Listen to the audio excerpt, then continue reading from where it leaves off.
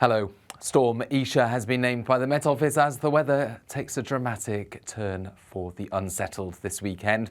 Now, we end Friday with high pressure across southern parts of the UK. It was a cold but bright day, but westerly winds are starting to turn up across the UK. They'll bring much milder conditions through the weekend, but they'll also bring increasing spells of wet and very windy weather. And the Met Office are certainly concerned about this system moving out of the States on Saturday and being picked up by a straight line and powerful jet stream that will deepen this low. And as Storm Isha approaches on Sunday, tightly packed isobars will bring widely strong and perhaps disruptive or even damaging wind gusts. But there's also concern about the rain, because we're going to see a spell of rain move through northwestern parts on Saturday, followed by further spells of wet weather, certainly during the second half of Sunday and into the start of Monday.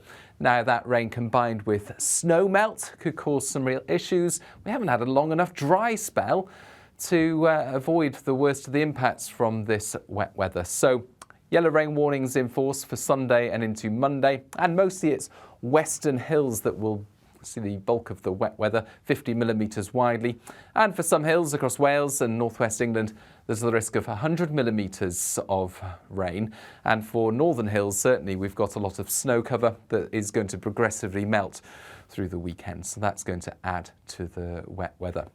So issues to do with rain, but then later Sunday as well, we've got the issues with the winds. It's already going to be windy as we end Saturday. You can see wind gusts of 50, even 60 miles an hour across western coast. But Storm Isha is going to turn up and bring another bout of very windy weather. And it's the strongest winds will be on the southern flank of Isha. Isha will end up close to the west of Scotland by the end of Sunday.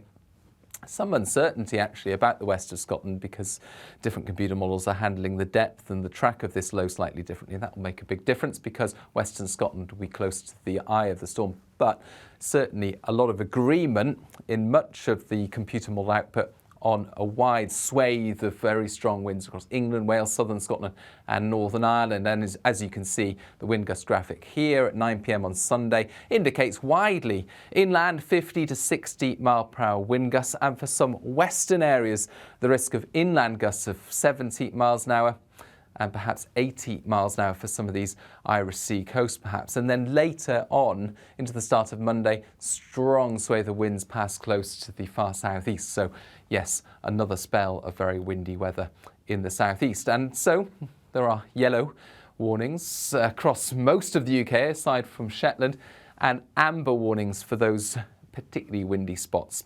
Now, within the yellow warning areas, there's likely to be wind gusts of 50 or 60 miles an hour widely, a risk for some exposed coasts of 70 miles an hour. But within the amber warning area, there's the risk of 70 miles an hour inland and 80 miles an hour for some of the most exposed coasts. And that would lead to some significant impacts. We're talking about damaging wind gusts, tiles blown off, that sort of thing. Travel disruptions. So although the worst of the winds go through on Sunday evening into the early hours of Monday, there could be trees down that could affect people's routes as people get moving on Monday morning. Ferry crossings and airports could also be affected.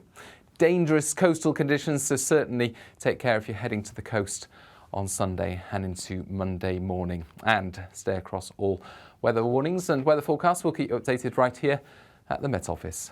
Bye-bye.